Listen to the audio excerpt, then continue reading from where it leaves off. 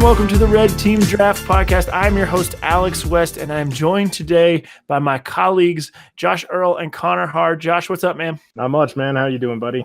I'm doing well. Connor, what about you, man? Just finished some health homework. Apparently, the diet of coffee and Red Bull doesn't really work out too well. Well, there you go. Now you've learned something. You've tuned in for we're on 23 seconds, and you guys have already learned something. That was a freebie. And this is the kind of stuff we give out on the Red Team Draft Podcast. Unfortunately, our producer, executive producer, I don't know if he has that title or not, but Eustacchio Raleigh not able to join us. He is a D&P today because of a dead refrigerator. So Eustacchio, here's to you, man. Everybody's been through the situation where you have to deal with something stupid like that in the middle of the night. So you will be missed, but we will carry on without you. So today, we're going to do a little bit of a discussion. We did one last week. This is going to be a more theoretical discussion. Last week, we were sort of just talking about what games we wanted to see and what we were excited about. This is a more theoretical discussion, or philosophical, if you will. Today, we want to talk about how much weight you give to each part of the season in your scouting. And particularly, we've highlighted three areas: non-conference schedules early in the year, conference schedules, and then the NCAA tournament. And obviously, there are unique factors in each one of these, but putting weight on it, not every game is weighted the same. Not every game carries the same meaning when it comes to evaluating players, particularly rivalry games or big tournament games. We tend to put an emphasis on these things, but I think the fair question is to say, should we? And we're just going to kind of delve into that. So, guys, do you have any opening thoughts before we go into the parts of the season? Just do either one of you want to take a second and talk about weighting and just sort of how you approach that mentally? I was waiting for Connor, but yeah, I think you have to come to however you personally define the value of each weighting, but I do think you have to weight certain elements differently in order to come to a more cohesive perspective of the whole.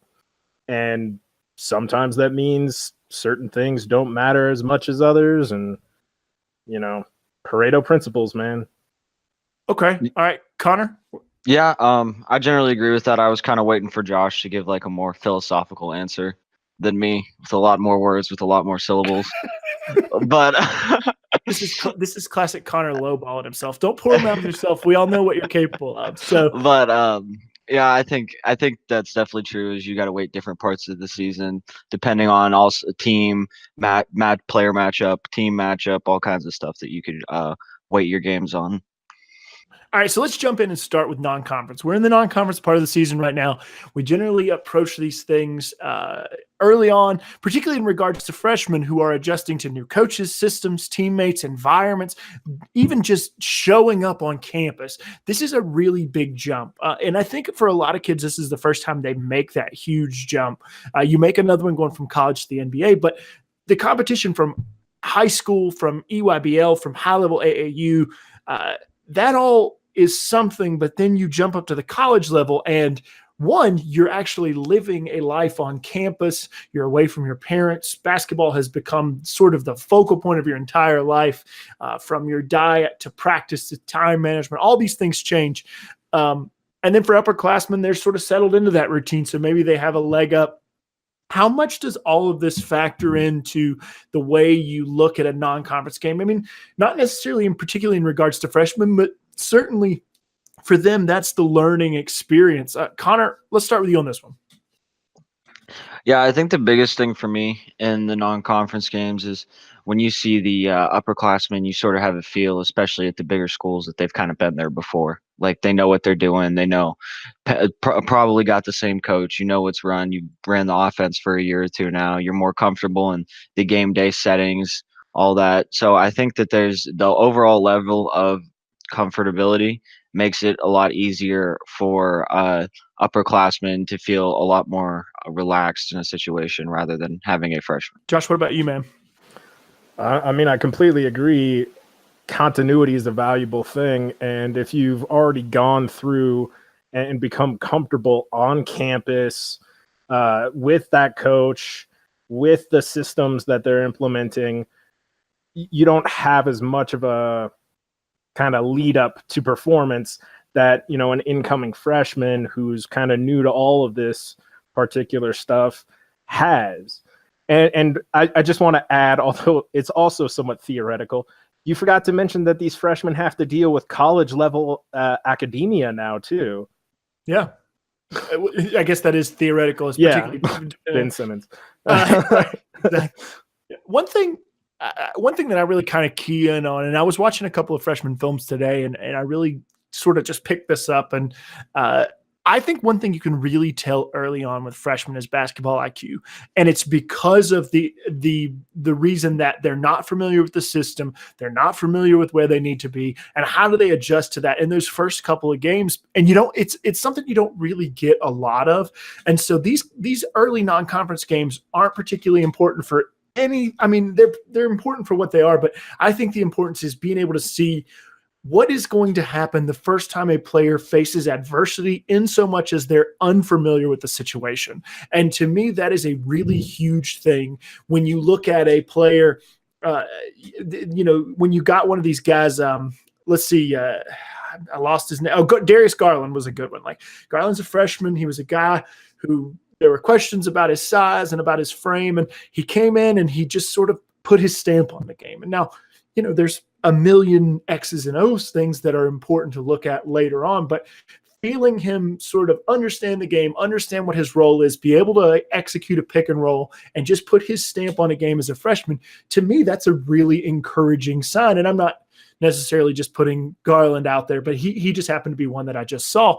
And I think that is one of the most important things. While obviously you can look at things like athleticism and jump shot form and all that stuff, to me, one of the big things is what happens when you don't know what to do? What do you do when you don't know what to do? I think that's completely spot on. And I would say evaluating a freshman player's like basketball IQ and that sort of stuff early in the season has those issues because, they're adjusting to all these things. They're not exactly set in and comfortable yet.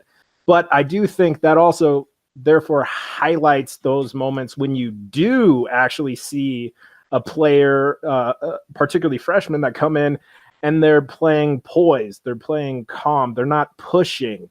I think that can sometimes be a good example of basketball IQ in this non-conference section of the schedule. Yeah, I agree. I think that for the most part, there's very few freshmen, at least, and even almost from a team perspective too. Like I said in the Slack message when we were watching the first was at the Champions Classic games, that there was like really no type of team defense or defensive rotations whatsoever. And it's not that it may not be that they're bad at that necessarily. It's just that they're not used to it yet.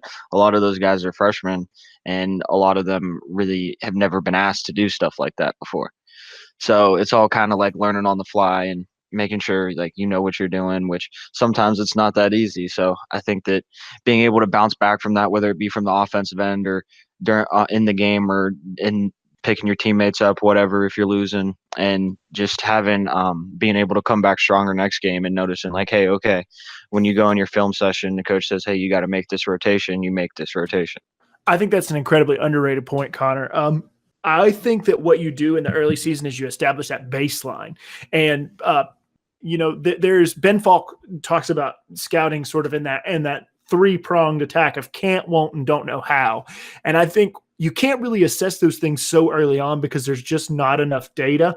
But when you get into the early season, what you see is a baseline for the improvement. And it's kind of like, when you're middle school or whatever, and you have to take a test at the beginning of the year, and then you have to take another test at the end of the year. The early season, the non-conference schedule is sort of that moment where you take that first test and you see what you're capable of so that you can mark your growth through the year. And to me, that's a little bit of an underrated thing because I think that because you're seeing the first time they play adversity, the first time they're facing competition that's sort of on their level athletically, what kind of improvement do they make in their game, to me, says a lot about who a player will be and what his work ethic can be. And now it's not 100%, but it certainly, to me, is a really important factor. because so much of the game is mental, so much of the game is how much time do you want to dedicate? Where do you think you improve? How do you perceive yourself as a player? And I think in those early games when there's a little bit more free flow and we get an idea of how players perceive themselves and then how they can grow throughout the season. Yeah, that was speaking of just how players perceive themselves and how they think they can grow. That was one of the things that I always heard before. I wasn't really doing like any kind of draft scouting really, other than sort of like live games every once in a while on my own. Was what people loved about Donovan Mitchell was they always said that Donovan Mitchell knew his game and what he needed to improve on better than anybody else. The only thing I would also want to add to this non-conference discussion is the anchoring effect. So the first piece of information you see, hear, read, etc. about anything tends to become an anchor point for your perspective on that subject, so that any subsequent information like for future games in the conference schedule or the tournament schedule are going to be based in relation to that anchor point, as opposed to taken at face value themselves and then trying to work all of the points together into a cohesive overall perspective.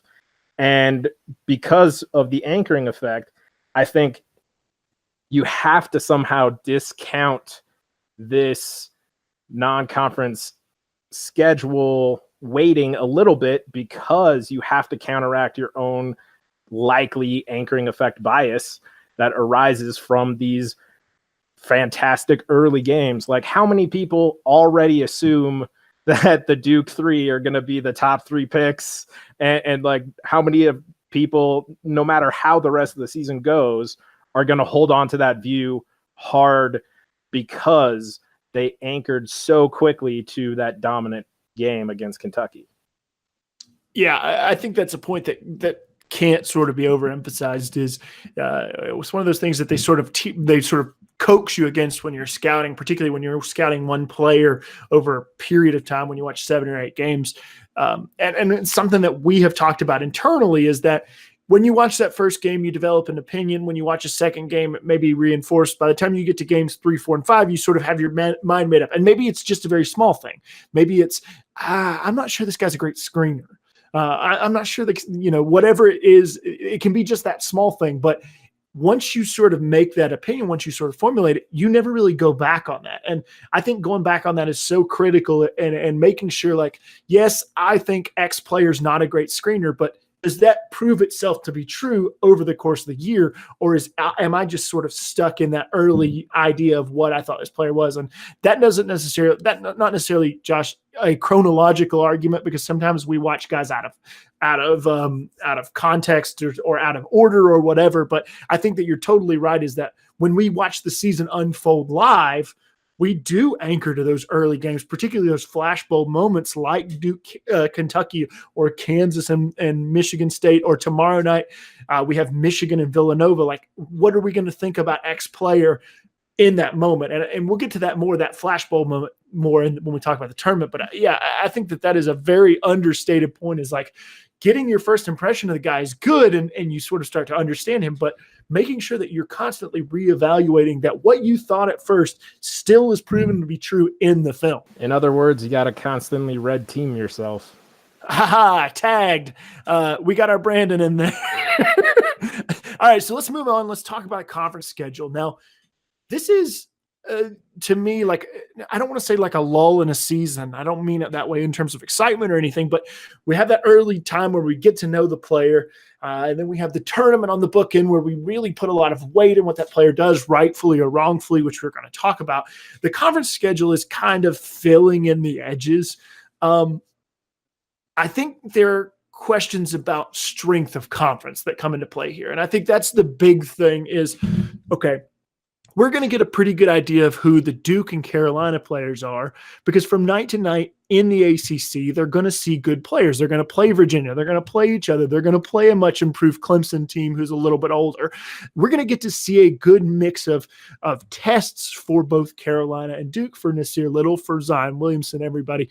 But when it comes to a player like Ja Morant, or when it comes to players like Rui Hachimura, players who play in conferences where their team is either a lot better or just the level of play is not quite there, what does it do to sort of your perception or the weight in which you place on it when a player plays in a conference that's not as strong comparatively to the other conferences?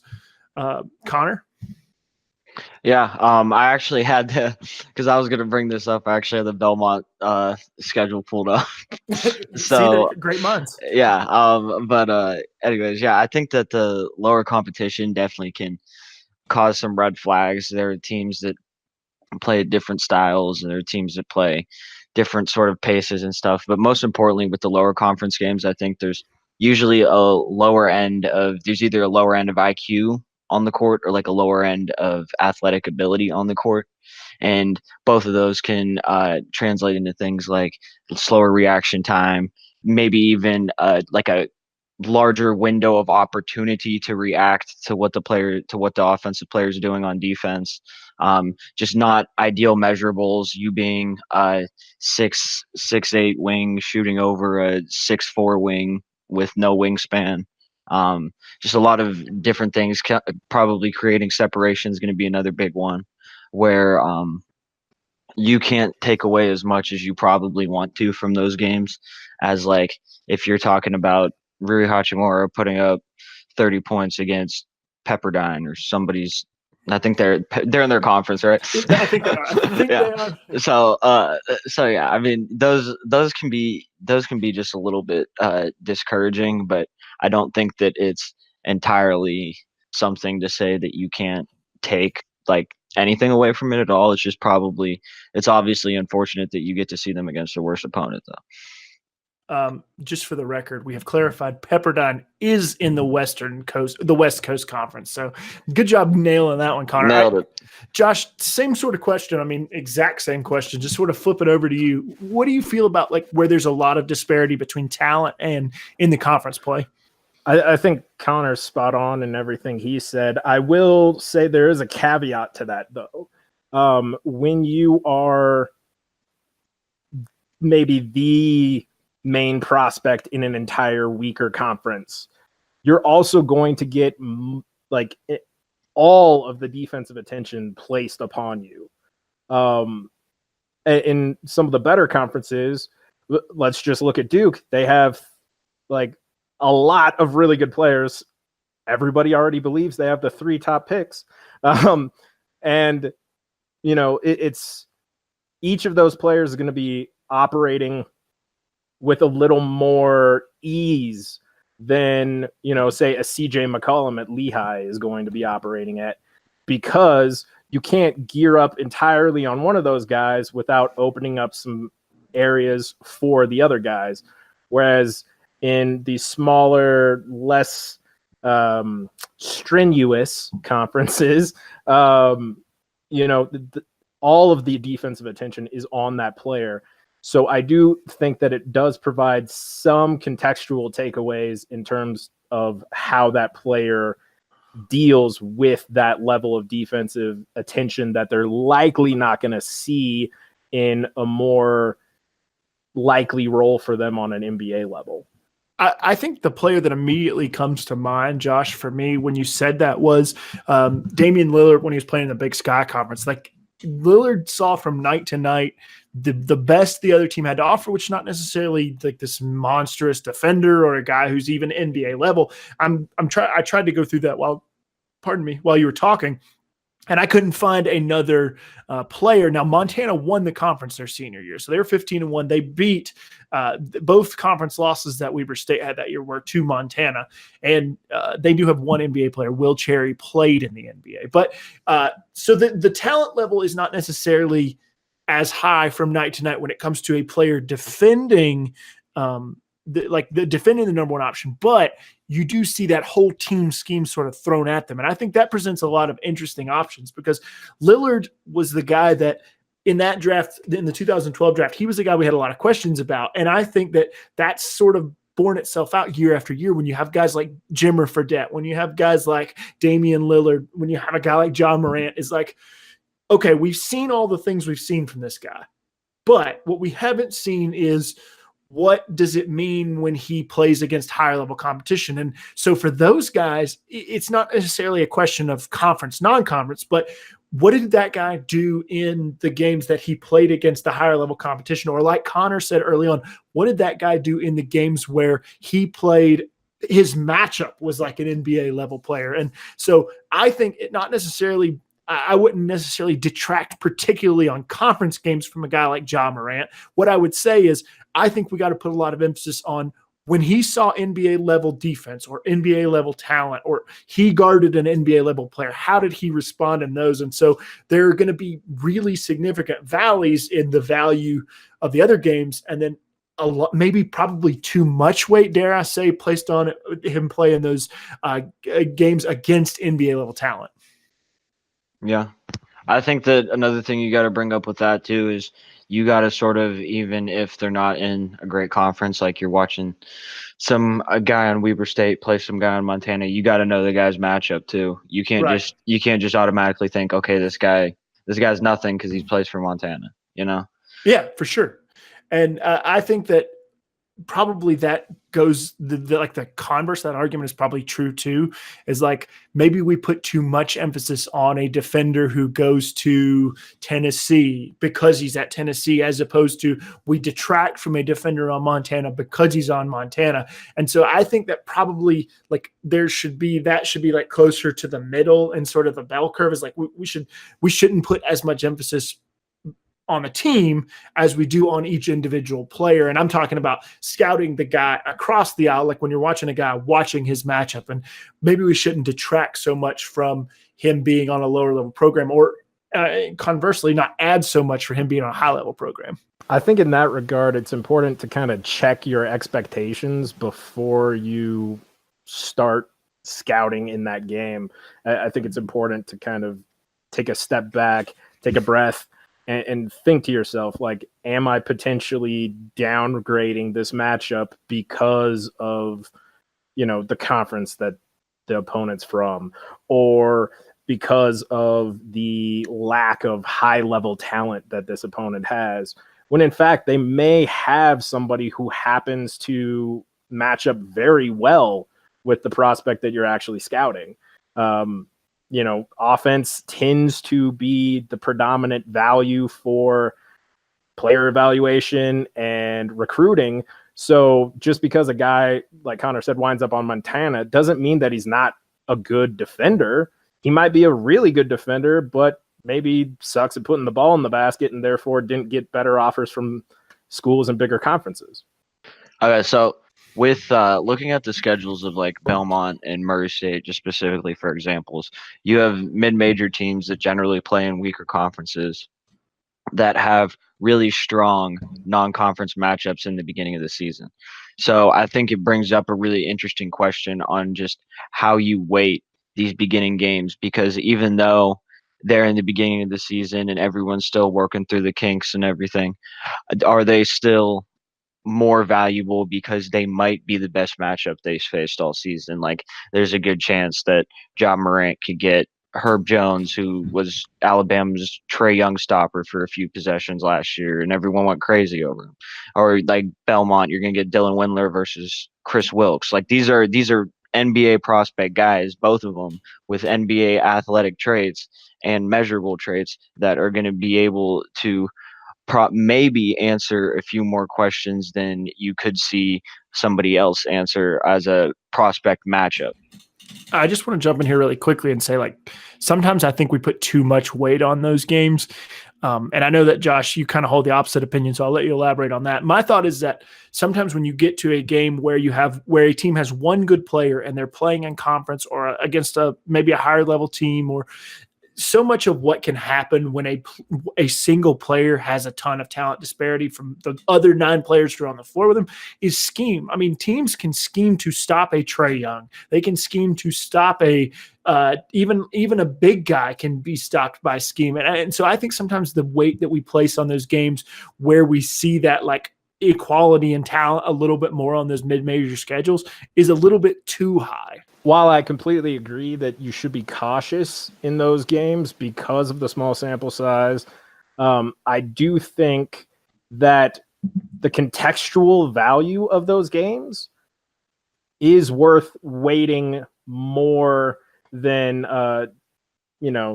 decreasing the weighting because of the small sample size, because your goal in scouting is to help project how this player's skill sets are going to translate to the next level of competition.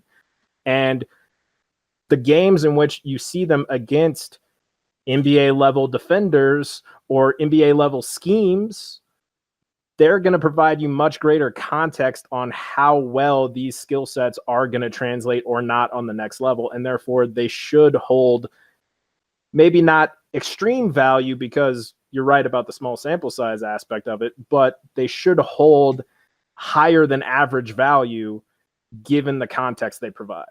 All right, well, that brings us to our final part of the season that we need to talk about, and that is the NCAA tournament. I think sometimes we place a ton of emphasis. A guy like Greg Oden, who dominated the tournament, kind of jumped into that conversation when it had seemed sort of clearly across the year that Kevin Durant was the better player and the more translatable player. And then all of a sudden that 28-10 or whatever he slapped up in the championship game, and it became a 2-horse race. And so we've seen this countless times where teams have overvalued an explosive conference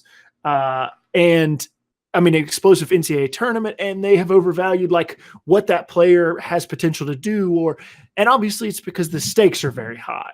We like to know who a player is when the chips are down. So how valuable is any of this when we're talking about a single elimination tournament? I mean, it's one game and out. You have one game, you're bad. If your team loses in the round of 64, they're awful. If they lose in the round of 8, they're great. But like, what does this mean from a scouting perspective? I think from a scouting perspective that you could get a lot of really great matchups in the NCAA tournament, and they can definitely sort of show that high pressure feel with all the bright lights on you that you're going to get every day in the NBA, where everything's sort of personified times 100, even during TV timeouts and everything. But I think for the most part, especially in the early round matchups, it's another thing where you have Duke playing whoever. I can't even think of a I can't think of a mid-major one off the top of my head right now. I'm gonna need a really bad one. No, Belmont's not bad. Like Duke fans have nightmares about Belmont, though. Yeah, that is true. Yes. But so I think that those like first or possibly second round matchups could be a little bit much to sort of weigh a lot on. I think that when you get further down the road, you're going to get a lot better quality of players and a lot better quality of players overall, where you can sort of take those games and not necessarily skyrocket somebody's draft stock off of 1 or 2 games, but maybe just go back and see like, okay, like he does this really well against NBA level competition. So let's see if he's consistently done this well all season. That's about all I got. I completely agree with Connor, although I do also think that there's this particular advantage of the tournament in that some conferences have a very defined style of play, and the tournament allows you to see a team play against a different style that they're used to. And so it kind of jumbles the context a little bit, and you can kind of see how do they deal with essentially adversity? How do they deal with the unknown? And both from a team and a player perspective, I think that can provide some valuable context. I think that it's such a nuanced question, because I think a lot of times we put too much emphasis, but I think that adversity is a really huge critical part of what the tournament brings. You're working on short rest. You're playing multiple games in multiple days. You haven't had time to scout them.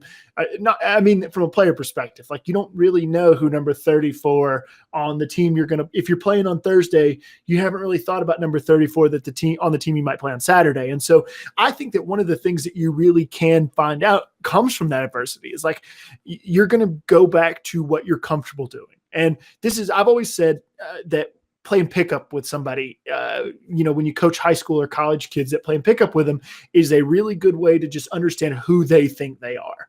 That's a really good way to learn who a player thinks they are. And I think the NCAA tournament is kind of similar, because a lot of things kind of go out the window because it's a winner-take-all single game format tournament.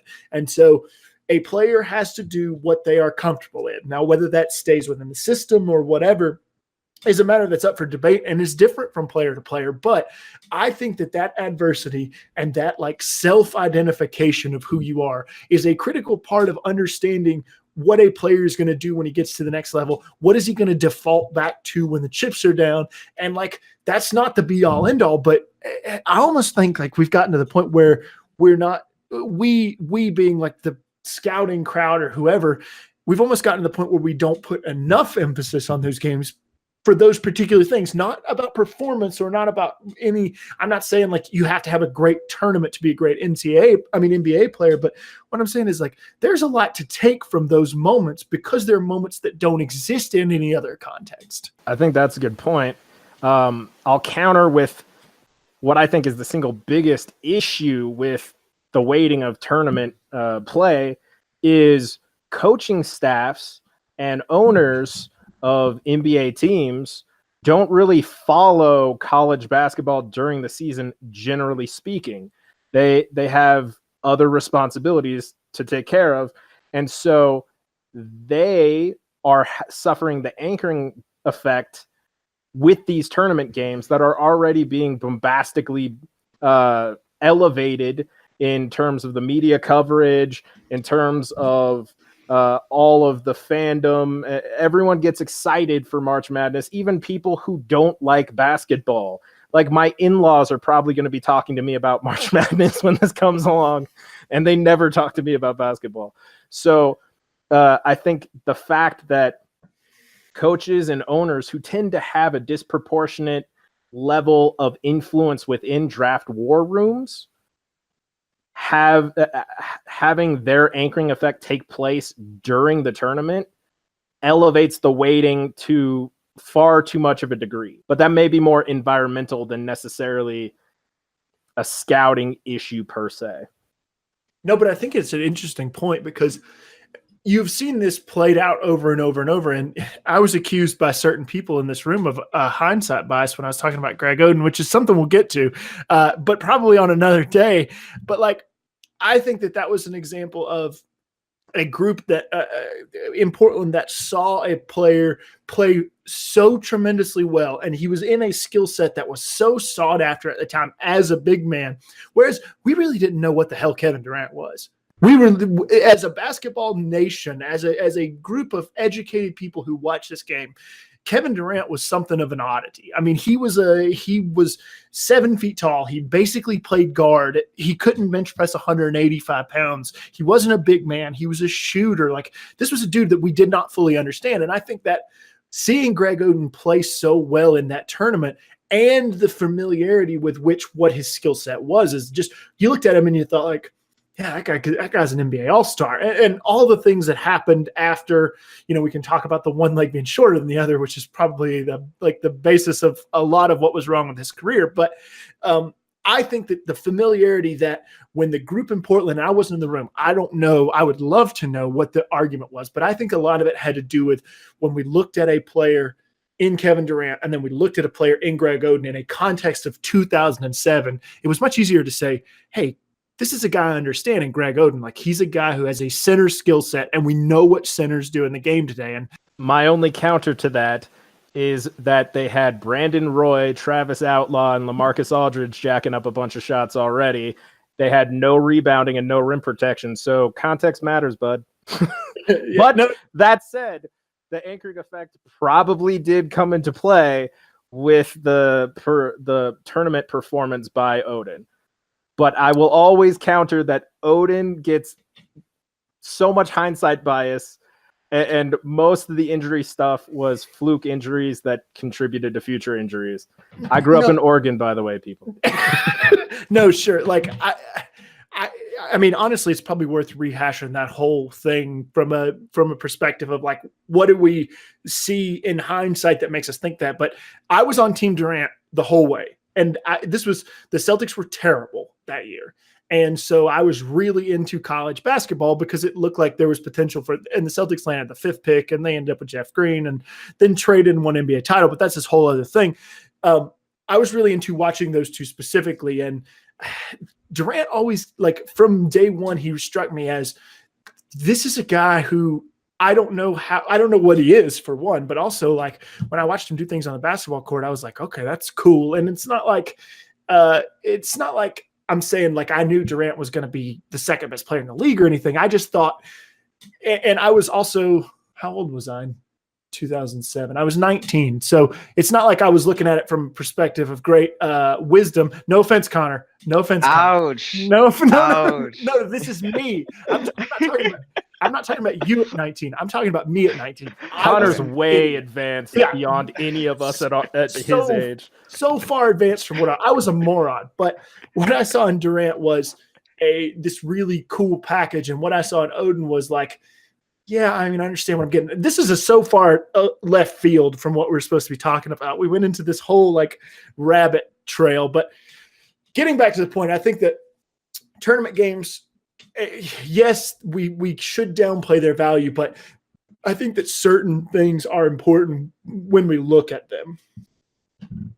Like you have to find those important things is what I'm going to say. Yeah, I think that's definitely true. Like I said, I think tournament kind of more mirrors the NBA publicity, NBA lifestyle, like you said, playing games on short rest, stuff like that.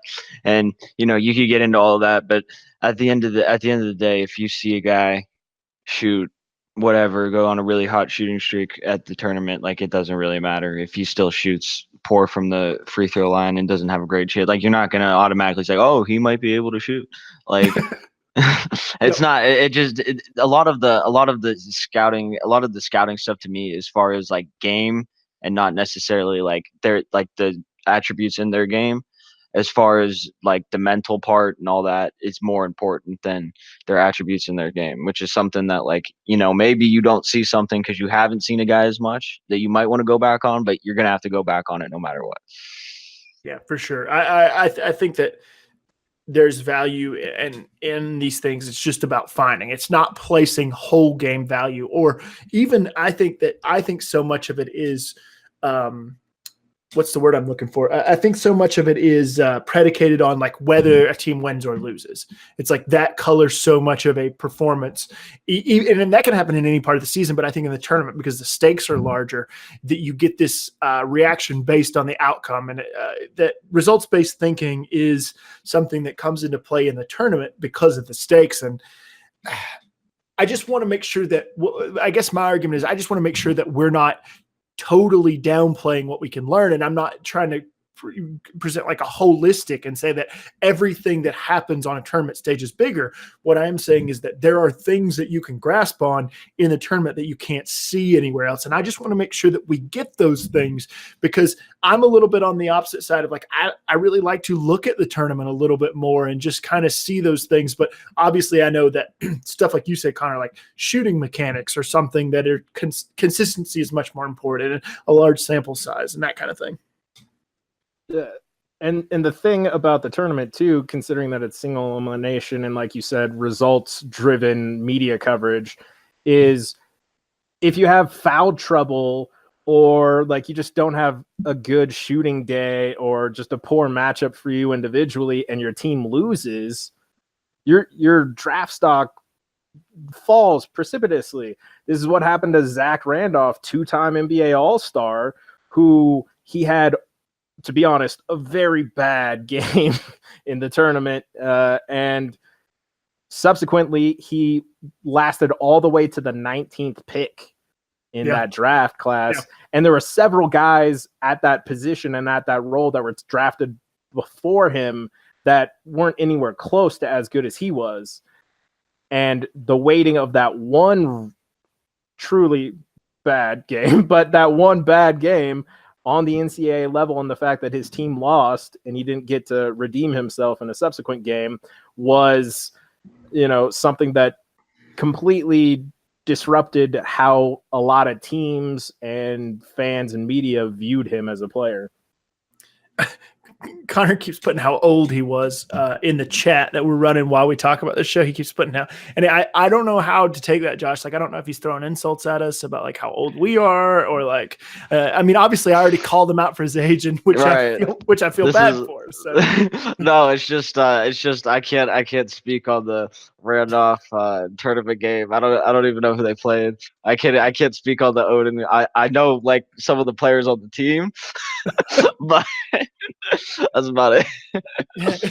Well, this is what happens when you have a prodigy like Connor. Like he's amazing at what he does. He is the workhorse of this crew. He's way advanced from where I was at his age. Me too. But that also gets to mean that Eustacchio, Alex, and I get to talk about slightly older, nostalgic games that he might not understand the context of. That's right. I appreciate the compliment. I'll live with it. We were talking about Larry Johnson earlier. You're familiar with Larry Johnson, right? Like I've played with him on 2K. Okay. All right, guys. So that is all the time we have. There are so many more points I think that we didn't even get to touch on. I mean, we try to keep this short, but I think sometimes it like when we keep it short is we don't get to hit on all the things that we want to hit on. But the most important thing that we hit on is how young Connor is and that he's doing a great job. So if you took nothing else from this podcast, take that Connor is a prodigy away from this. And that when I said that I was 19 and dumb, I didn't mean Connor was 19 and dumb. Anyway, doesn't matter. Connor, do you have anything to add to this? You working on anything important over the next couple of weeks? Anything you want to get a shout out on? Well, first of all, I appreciate the kind words from everybody. I might work on a little something within the next coming weeks of just sort of like a small sample size, what I've liked and what I haven't liked out of some of the better prospects and more intriguing prospects. But other than that, just keep reading everyone's stuff. Alex and Eustacchio do really good columns. Josh is a great mind. Hit him up on Twitter, follow his business. I haven't seen Josh really put out anything, so I don't know what to shout out for that. But all of us do a great job. It's not just one person, it's all of us together. And I really appreciate that.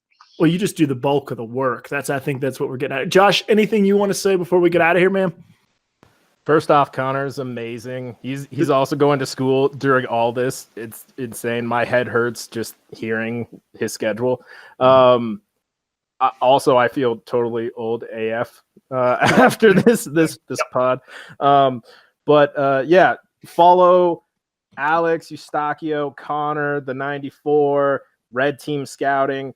Lots of great stuff from those guys. Like Connor says, I don't put out a whole lot of stuff because I'm engaged with my business, Contextual Scouting, which I'm constantly refining that and preparing that for the next 8-week session courses that I offer. That sort of thing. But you can check out my site, Contextual Scouting. And once again, follow these guys, read their stuff. They're very, very smart people. I have to really recommend, if you're listening, if you've made it this far, looking at Josh's programs and things that he does. I think that if you don't really have a basis to get started in, I think that's an amazing way to talk with people who understand these things. And I don't mean to just puff Josh up. I think he's a great guy. That doesn't mean anything. But if you're really looking to get started, you want a basis from which to grow as a scout or the way you perceive everything. I think that looking at his stuff on Contextual Scouting is an amazing, amazing starting point. But you stole all my stuff, Josh. You already shouted everybody out. You already gave everybody's Twitter handle. So I guess it's just up to me to say for Connor Harr, for Josh Earl, and for Eustacchio Raleigh and his refrigerator, we'll see you next week on the Red Team Draft Podcast.